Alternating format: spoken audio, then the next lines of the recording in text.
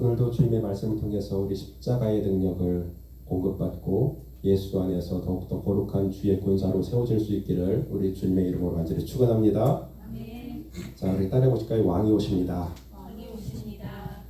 자, 오늘 종려주일인데요. 이제 주님이 그 십자가의 길, 주님이 이 땅에 오신 거룩한 목적을 이제 예수님의 그 공생 가운데 절정의 시간을 맞이합니다.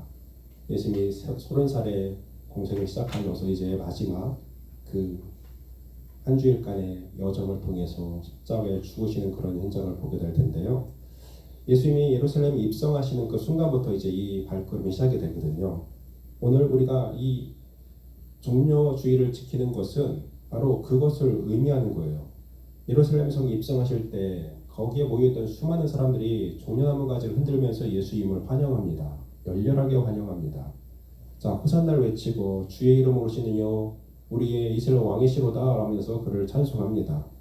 예수님이 이렇게 예루살렘에 입성하실 때는 그 6월절 기간이었기 때문에 사람들이 수없이 많은 사람들이 예루살렘에 모여들었습니다. 6월절 절기는 예루살렘 성전으로 많은 사람이 모였기 때문에 더 많은 인파가 그 예루살렘에 몰려들었던 것이죠. 그래서 이제 예수님은 그 많은 사람들의 열렬한 환영을 받으면서 예루살렘에 입성하시는데, 자, 이것을 뭐 영광스러운 개선 행진으로 표현하기도 합니다. 그러나 예수님이 지금 그렇게 환호를 받고 이렇게 백성들의 축하를 받으면서 들어오실 때 그 주님의 마음이 어땠을까를 생각해봐요. 어디에도 예수님의 순환에 대한 염려는 없고 사람들은 전부 다 기뻐합니다. 환영합니다. 그렇게 많은 인파 속에 들려서 이렇게 주님이 예루살렘 성으로 들어오실 때에 지금 예수님과 함께했던 3년이나 동고동락했던 제자들도 지금 그 주님이 가시는 십자가의 길을 이제껏까지도 인지를 하지 못해요. 주님이 수없이 많은 그 십자가와 부활에 대해서 그 전에 알려주셨음에도 불구하고 제자들조차도 그것을 인식하지 못합니다. 그래서 오늘 본문에 그랬죠. 16절 말씀에 제자들은 처음에 이를 깨닫지 못하였다가 예수께서 영광을 얻으신 후에야, 이것은 부활의 몸을 입었을 때요, 예수께서 영광을 얻으신 후에야 이것이 예수께 대해서 기록된 것인가, 사람들이 예수께 이같이 한 것이 생각났더라 그랬잖아요. 그러니까 제자들조차도 지금 무슨 일이 일어나고 있는지를 몰랐다는 겁니다. 예수께서 부활하신 후에야 그 의미를 정확히 알고 이제 하나님의 그 뜻을 깨달았다는 것이죠. 자, 그러니 오늘 이렇게 열렬히 환영받으면서 주님이 예루살렘 성에 들어가실 때에 주님의 마음은요, 지금 사람들이 그렇게 자기를 환호하고 그 호산나 부르면서 외치고 있지만 예수님은 정말 이 순간만큼은 굉장히 외로우셨을 것 같아요. 누구도 자기가 가는 길을 알지 못하고 지금 자기들의 어떤 욕구만을 위해서 부르짖고 외치는 저들의 모습 속에서 정말 주님은 굉장히 외로우심을 느끼셨다는 것입니다. 외로운 싸움이 시작되고 있습니다. 사람들이 환영하는 그 상황과는 다르게 많은 온도차를 느끼면서 주님은 예루살렘 성에 들어가시는 거죠. 사람들은 지금 자신의 욕구가, 우리 사람들의 마음속에는 자기가 느끼는 욕구, 지금 필요한 욕구와 함께 또 진짜 필요하지만 느끼지 못하는 욕구도 있대요. 자, 그 차이는 우리가 부모가 자녀를 바라볼 때 좀 많이 느끼는 것 같아요. 부모는 자녀를 바라볼 때 어느 순간에 지금 이 순간에는 이 자녀가 이걸 했으면 좋겠는데 라는 마음을 많이 갖는데, 어때요? 자녀들은 전혀 관심 없고 자기들이 좋은 것을 행하죠. 그럴 때 부모는 참 속상함이 있습니다. 그것과 마찬가지인 것 같아요. 내가 바라보는 필요는 이것인데 전혀 우리가 다른 것들을 내 필요로 삼는 이런 경우. 그러니까 예수님을 열렬히 환영했던 사람들은 바로 그런 거예요. 당시 예수님이 지금 들어오실 때 그를 이스라엘 왕이라 부르고 또 우리를 구원하소서라고 외쳤던 그 외침 속에 들어있는 의미, 그것은 무엇이었느냐? 13절 말씀 보시면 종려나무 가지를 가지고 맞으러 나가 외치되 호산나 찬송하로다 주의 이름으로 오시느니 곧 이스라엘 왕이여 하더라 그랬죠. 사람들은 이렇게 종려나무 가지를 흔들고 예수를 맞으면서 호산나 찬송 부르면서 두 가지를 외칩니다. 주의 이름으로 오시는 이여, 그리고 또 하나는 이스라엘의 왕이여, 이렇게 두 가지를 부르고 있어요.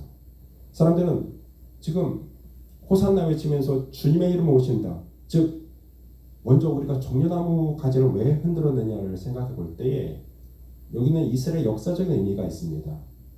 이 종려나무는 이스라엘의 흔한 가장 많은 나무 중에 하나인 대추야자 나무, 뭐 우리나라 무슨 제주도에 가면 있는 게 뭐죠? 야자나무? 이런 거 비슷하게 생겼어요. 그러니까 굉장히 잎이 큰 그런 나무가 이스라엘 전역에 많이 심겨져 있는데, 자, 그 종나무 가지를, 큰 가지를 이렇게 막 흔들었던 거예요. 이것은 어디서 유래했냐면 BC 164년에 마카비 형제들에 의해서 헬라에 빼앗겼던 나라를 회복하고 성전을 다시 회복하였을 때에 그것을 축하하기 위해서 모였던 사람들이 당시에 종려나무 가지를 흔들었던 거예요. 그러니까 그 사람이 지금 예수님의 입성 그 바로 전에 200년 전에 이미 이스라엘 백성들이 헬라로부터 나라를 되찾았을 때 그 종려나무를 흔들었던 것을 기념하여서 그것을 오늘 지금 여기서 재현하는 거예요. 왜? 당시도 예수님 이 당시에도 이스라엘 백성들은 로마의 지배하에 있었거든요. 로마의 지배하에 있기 때문에 이 로마로부터 나라를 되찾기를 간절히 소망하는 염원이 담긴 행동, 이것이 바로 지금 종려나무 가지를 흔드는 걸로 대변되었다는 것입니다. 그리고 예수님을 주님의 이름으로 주의 이름으로 오시는 이라고 불렀죠. 자, 이것은 바로 시편 118편 26절의 인용인데 한번 읽어볼까요? 자, 시작.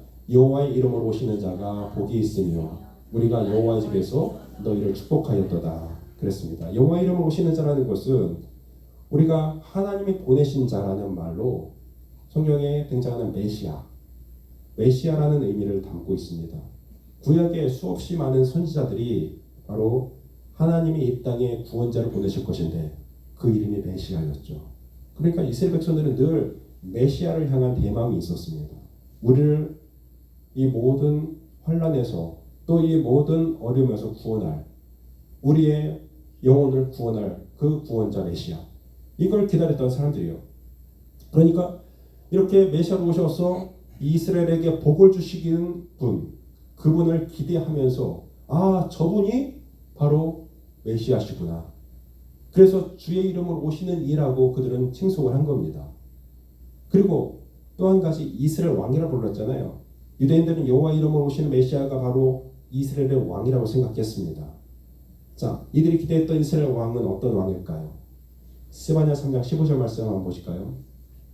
자, 읽어봅시다. 시작. 여호와가 네 형벌을 제거하였고 네 원수를 쫓아냈으며 이스라엘 왕 여호와가 네 가운데 계시니 네가 다시는 화를 당할까 두려워하지 아니할 것이라. 여기 보니까 이스라엘 왕 여호와가 네 가운데 계시니 네가 다시는 뭐를 당할까? 화를 당할까 두려워하지 아니할 것이다. 그러니까 이스라엘 왕은 어떤 왕이냐? 바로 우리에게 당하는 모든 화를 제거해 주시는 분. 그러니까 좀 우리 가운데 평안을 주시고 회복을 주실 수 있는 분, 형벌을 제거하고 원수를 쫓아내고 다시는 화를 당하지 않게 하는 분, 이분을 지금 기대한 것이죠. 선지자가 예언했던 이 이스라엘 왕의 모습, 바로 그것을 예수님에게 기대하는 겁니다. 지금 입성하시는. 자, 당시 사람들은 유월절 지키기 위해서 지금 예루살렘에 향하고 있었다고 했죠. 지금 나라의 실상은요 뭡니까? 로마의 식민지로 자기들은 자유를 잃어버렸습니다. 2류 3류 인생으로 추락했지만 저 성전에 계신 만왕의 왕 하나님께서 반드시 이 민족을 저 로마의 압제로부터 회복해 주실 것을 그들은 갈망했고, 그래서 이들이 그것 때문에 그들이 낙에 타고 입성하시는 그 예수님을 그 메시아로 인식하면서 호산나 우리를 로마로부터 구원해 주시옵소서, 이거였어요. 예수님이 이스라엘 왕이 되어서 로마의 식민지에서 해방시키실 충분한 능력이 있다고 그들은 생각했습니다. 왜냐하면 이렇게 생각할 만한 이유가 분명히 있었습니다. 우리가 지금 본문 요한복음 12장을 읽었지만 10장에 보면 예수님이 한 가지 놀라운 기적을 창조하시는데 바로 우리가 잘 아는 죽은 나사로를 살려내시는 장면이 있어요. 나사로를 살려내시는 장면.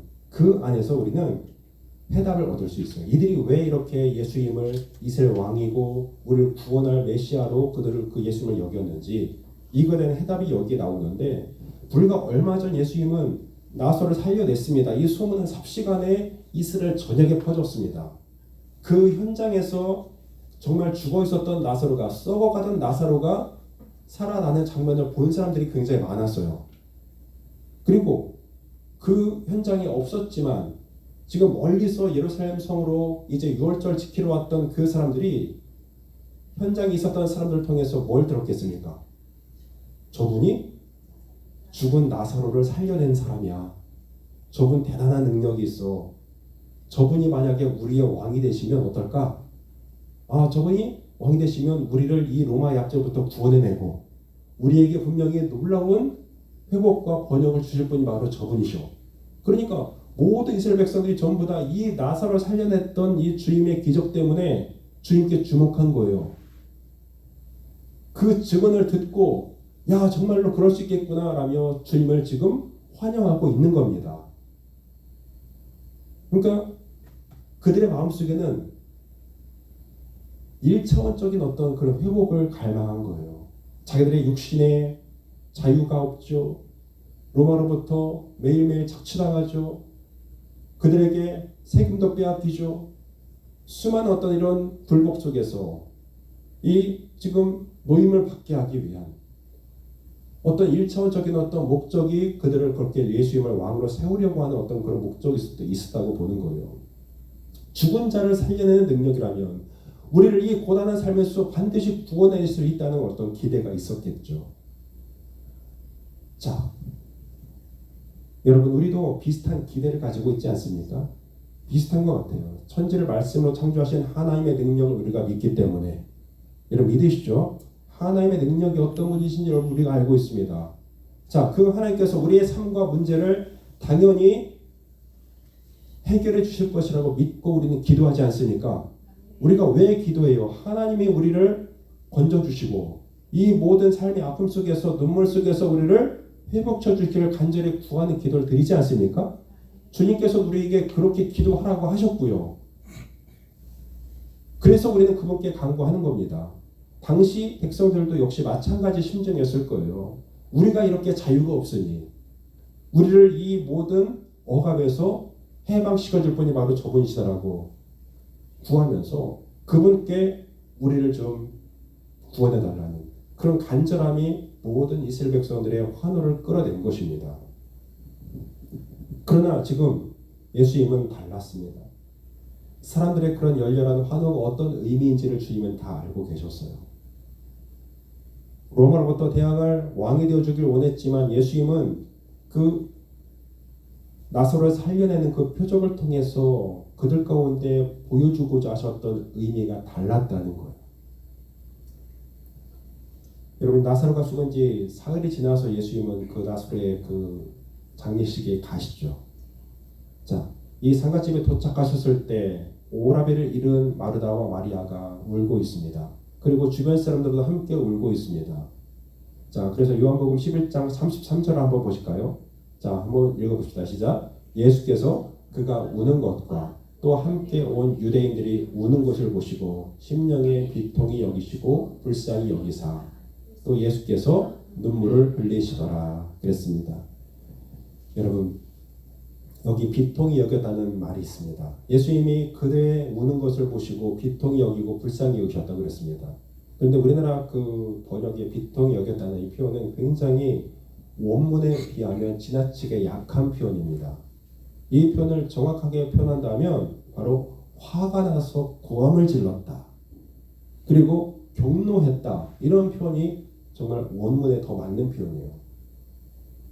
주님께서 그 울고 있는 사람들을 바라보시면서 경노하셨다는 거예요. 그리고 소리를 지르셨다는 것입니다. 여러분 상갓집에서 슬퍼하고 우는 것은 당연한 거 아니겠어요? 그런데 우는 사람을 보고 고함을 질렀다고 또 분노한다는 것이 여러분 그 상황에 적절합니까? 아니죠. 예수님은 그들을 또 바라보시면 본인도 눈물을 흘리셨어요. 자, 그렇다면 불같이 화를 내셨던 주님은요 원래 나사로를 살리기 위해서 그 자리에 가셨잖아요. 원래 나사로를 살리려는 목적이 주님께 있었습니다. 그렇다면 예수님은 그 목적대로만 한다면 화를 내실 이유도 없었겠고 눈물을 흘리실 이유도 없었을 거예요. 그런데 지금 가신 목적대로 화도 안 내고 우시지도 않고 나사로를 살려내면 그만일 텐데 주님은 화도 내시고 격분하시고 그분도 눈물을 흘리세요. 그렇다면 예수님이 이렇게 분노하시고 눈물을 흘리신 이유가 있었을 거 아니겠습니까? 그것은 바로 우리 인간이 겪는 죽음이라는 참상을 불쌍히 여기면서 우셨던 겁니다. 죽음이라는 참상. 그리고 인간을 그렇게 억압하는 주체를 향해서 불같이 분노하셨던 거예요. 그즉 예수님의 분노의 대상은 죽음이었고 그 죽음 이면에 도사리고 있는 사망의 권세를 쥐고 있는 사탄을 향한 분노였습니다. 그 원수의 숨통을 끊으시기 위해서 예수님은 예루살렘을 향해서 지금 걸어가고 계셨던 것이죠. 앞으로 있게 될 사탄과의 한바탕 대접전을 앞선 전초전에서 예수님은 격렬한 진노를 드러내셨던 겁니다. 사탄을 향한 분노였어요. 그리고 사람들이 그 죽음에 사탄에 붙잡힌 바 되어서 죽어가는 저들의 심정을 그 실상을 바라보시면서 주님은 눈물을 흘리셨던 거예요. 주님의 심정이 이해가 되십니까? 요한복음 11장 43절 말씀을 한번 또 봅시다. 자, 시작. 이 말씀을 하시고 큰 소리로 나사로야 나오라 부르시니 함께해요. 죽은 자가 수족을 배로 동인 채로 나오는데 그 얼굴은 수건에 쌓였더라. 예수께서 이르시되 풀어놓아 다니게 하라 하시니라. 자, 여기 보니까요. 나사로야 나오라고 주님이 부르십니다. 나사로의 무덤 앞에 서신 주님이 나사로에 대해서 죽은 자를 지금 썩어서 냄새가 나는 이미 내장에 썩어가는 그 나사로를 향해서 선포하십니다. 창조주의 음성이 그 나사로에게 들립니다. 나사로야 나오라. 나사로야 나오라 불렀을 때에 죽은 자가 이제 그 명령에 그 천지를 창조하신 창조주의 음성 앞에 순종해서 나사로가 일어서서 그 수족을 동인 채로 나오는데 주님께서 그에게 말씀하십니다. 해방을 외치십니다. 너는 풀어놓아 다니게 하라. 그를 풀어놓아 다니게 하라. 이렇게 말씀하세요. 즉 뭡니까? 예수님은 해방을 외치신 거예요. 사망의 권세로부터 해방을 외치신 것입니다. 이제 더 이상 사망의 권세에 네가 매여 있지 말고 하나님이 주시는 생명으로 네가 살아나라는 것입니다. 주님께서 하시고자 하셨던 것은 바로 이것이었습니다. 왕이신 예수님께서 죄와 죽음, 사망의 권세 아래 종노타는 우리를 불쌍히 여기사 하나님의 마음으로 함께 우셨던 거예요. 그 죽어가는 백성들의 참상을 바라보시면서 사탄 마귀에게 속고 있는 저들을 바라보시면서 주님은 슬퍼하며 우셨고 이제 너희가 거기에 매여 있지 말고 이제 하나님의 음성을 듣고 너희는 풀어놓아 다니게 하라. 너희는 더 이상 이제는 불구자가 아니고 그 사단에게 매인 자가 아니고 이제 너희는 하나님으로부터 말미암아 너희는 해방을 받은 자니라. 그러니까 너희는 이제 풀어놓아 그를 자유롭게 다니게 하라. 저는 여러분의 삶이 고단할지라도 이 주님의 말씀이 선포가 여러분의 삶에서 그대로 재현될 수 있기를 축복합니다. 여러분이 정말 어떠한 매여 있는 곳에 묶여 있다 할지라도 주님이 여러분에게 말씀하십니다. 너는 풀어놓아 다니게 할지어다. 우리에게 그 은혜 어떤 것도 우리를 묶을 수 없는 거예요. 주의 보혈의 능력 안에서 십자가의 능력 안에서 우리를 묶을 수 있는 것은 없습니다. 우리는 그 십자가만 의지하면 모든 것에서 풀려나서 자유함을 누릴 수 있는 권세가 우리 안에 주어졌다는 것입니다.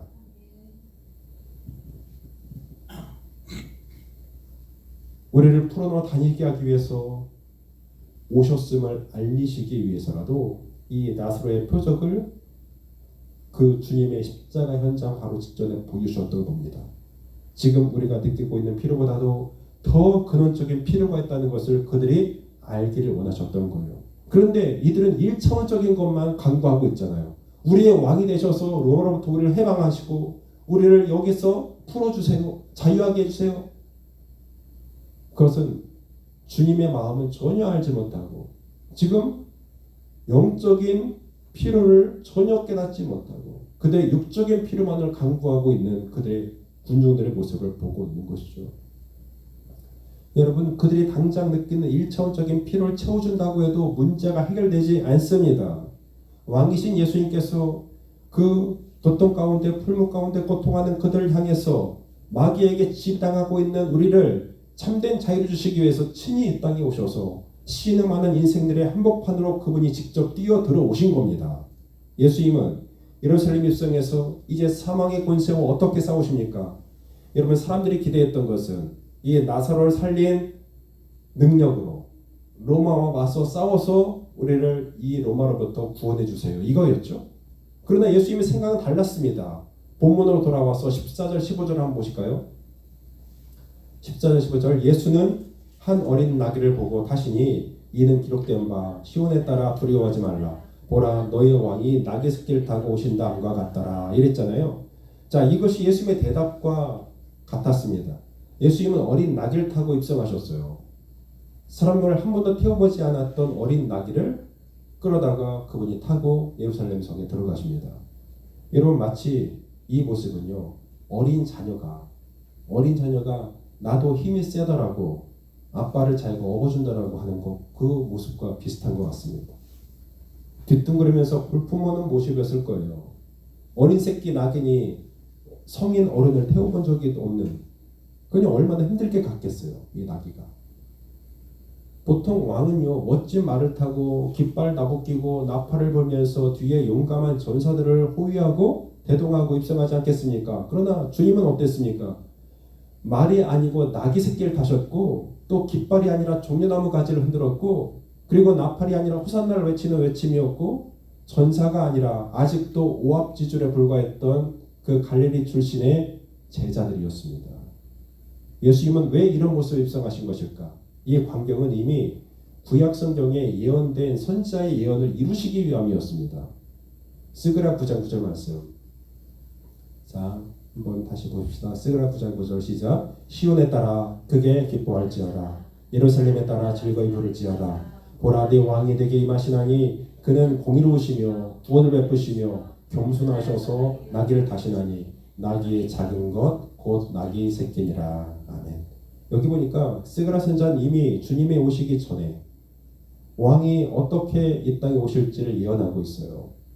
그 왕은 공의롭고 구원을 베푸시는 왕으로 겸손하시기에 나귀를 타시다는 겁니다.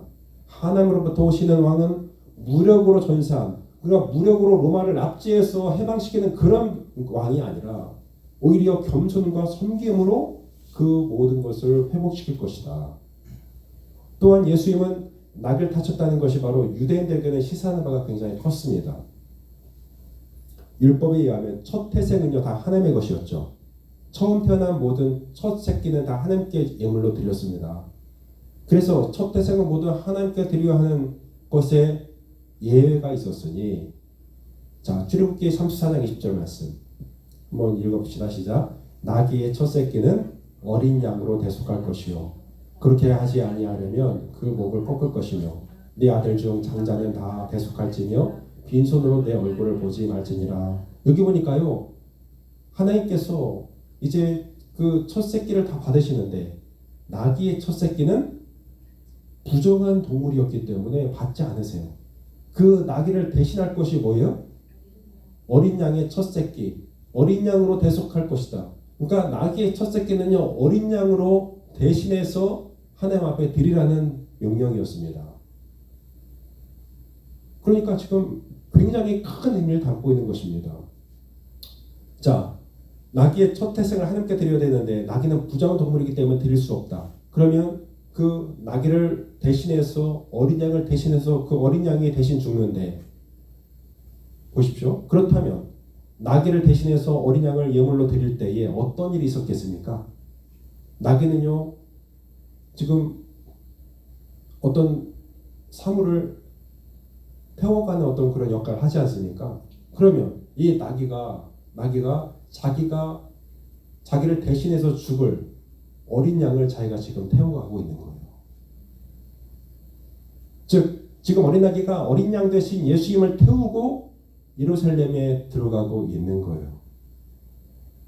이 모습은 뭘 말합니까? 하나님께 제물로 드려지기에도 부정한 나귀, 그것이 우리들의 실상을 상징적으로 보여주고 있다는 것입니다. 하나님께 드려질 수 없는 부정한 예물, 부정한 제물, 하나님께 나아갈 수 없는 그 나귀를 대신해서 지금 어린 양을 그가 태우고 예루살렘 성으로 들어갑니다. 즉 나귀의 등 뒤에 올라타신 예수님은 그 나귀를 대신해서 대속제물이 될 어린 양을 상징적으로 보여주고 있다는 것입니다. 여러분, 우리는 나귀와 같은 부정한 자들이었습니다. 우리의 모습 그대로는 하나님 앞에 나아갈 수 없습니다. 온갖 부정함의 집합체가 바로 저와 여러분들 아니었습니까? 그런데 어린 양으로 오셔서 그 부정한 자들을 위해서 친히 대속제물이 되시기 위해서 이 땅에 오신 예수님, 그 죄 있는 자를 대신하기 위해서 죄 없으신 양 대신 예수님께서 예루살렘 성으로 들어오시면서 그 십자가의 길로 자기를 내어 던지시면서 우리를 위해서 자기를 친히 제물로 드려지신 거예요. 하나님이 우리를 살리시기 위해서, 우리 같은 자들은 다 나귀 새끼 같은 부정한 자들이었는데 나를 살리시기 위해서 그분은 친히 어린 양 대속 제물이 되셔서 그분은 십자가에서 자기의 모든 피를 흘리시고 날 위해 죽어 주셨다는 것입니다.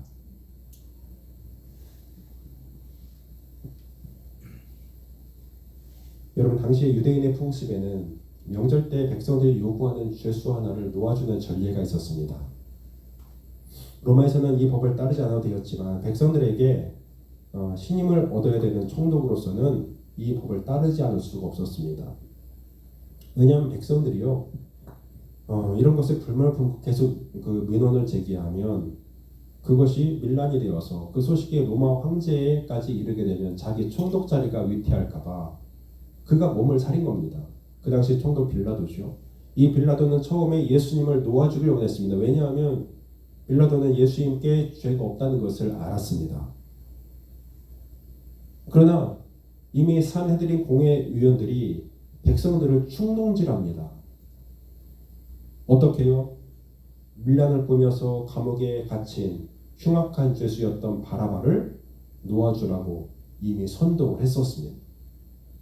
빌라도는 이 모든 일들이 대제사장과 장로들, 서기관들 이들이 시기심 때문인 것을 알고 있었지만 백성들에게 만족함을 주기 위해서 밀란이 두려워서 예수님을 십자가에 못 박게 내어주고 바라바를 놓아주라는 명령을 하게 되지 않습니까? 그가 죽어야 했음에도 지금 예수라는 사람이 대신 죽게 됨으로 그가 살게 된 것입니다. 여러분, 바라바가 누구입니까? 바라바는 바로 저와 여러분을 상징합니다. 사형 선고를 받고 죽음을 기다리던 바라바는 바로 영원한 지옥을 향해 가던 우리 죄인들의 모습을 상징하고 있습니다.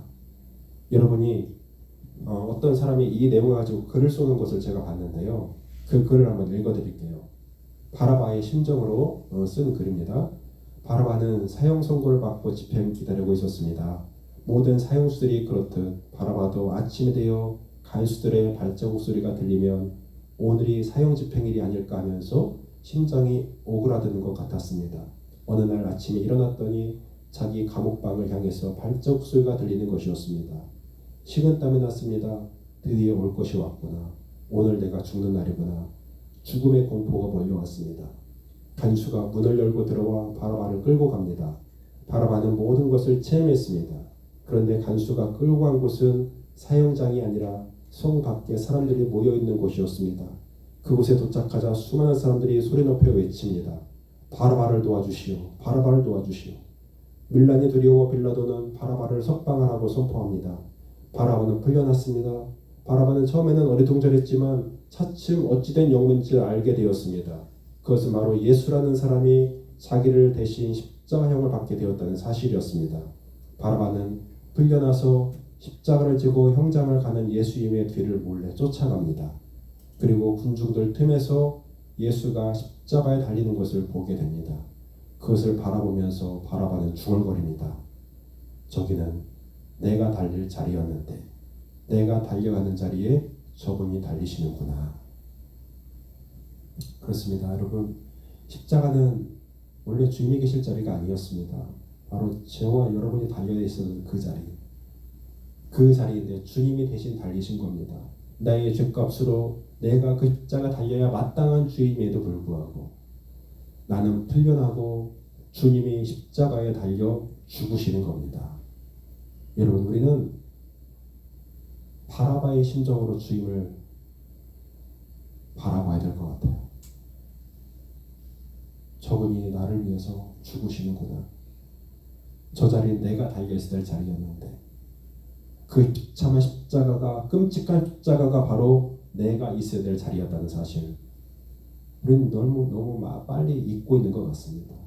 그냥 주님의 십자가가 당연한 것처럼, 내가 누리는 이 은혜가 당연한 것처럼 생각할 때가 얼마나 많습니까? 그래서 우리의 구원이 너무나 그냥 무뎌진 구원은 아닙니까, 여러분? 바라바가 죽음에서 풀려날 수 있는 공로는 아무것도 없었습니다. 죽음을 기다리다가 그냥 어느 순간 보니까 예수라는 분이 내 대신 십자가에 죽게 되었다는 소식을 들었을 뿐이고 그는 자유의 몸이 되었습니다. 세상에 어찌 이런 일이 있습니까? 그런데 저와 여러분이 바로 놀라운 은혜, 그 은혜를 오늘 누리게 된 것입니다. 단지 우리의 육신, 죽으면 고깃덩어리에 불과한 썩어 없어질 우리의 육신의 죽음만을 속량한 것이 아니죠. 주님께서는 누구나 죽음을 맞이하지만 그 죽음 이후에 영원한 생명과 죽음의 길로 나뉘게 될 우리의 인생들, 그 영원한 죽음으로 달려가는 인생들을 영원한 생명으로 바꾸어 놓으시고, 그래서 우리를 하나님의 거룩한 은혜 가운데로, 이제는 하나님의 나라를 우리 가운데 유업으로 주시겠다고 약속하시는 그 은혜까지 우리가 누리게 됐다는 것이죠. 우리는 육신의 죽음뿐 아니라 우리의 영혼까지도 구원 얻은 주님의 백성이 되었습니다. 오늘 우리는 그 주님의 십자가 은혜 앞에 서 있습니다. 우리는 장차 예수님이 세우시는 나라, 예수님이 왕으로 다스리는 나라에 살게 될 것입니다. 여러분, 그 나라가 기대되지 않습니까? 우리의 나라를 보면 참으로 답답하지만 주님의 나라에 가서는 정말 우리는 영원한 평화의 왕으로 우리를 다스리실 그 하나님을 기대하면 얼마나 좋은지요. 그 나라는 우리 앞에 있습니다. 왕이 오십니다. 사랑하는 성도님들의 마음에 왕이 임하시길 축복합니다. 여러분의 가정에 왕이 임하시길 축복합니다. 왕의 백성답게 내가 누린 십자가의 은혜만 날마다 자랑하며 살아갈 수 있는 사랑하는 귀한 지체들 다 되실 수 있기를 우리 주님의 이름으로 간절히 축원합니다. 기도하겠습니다.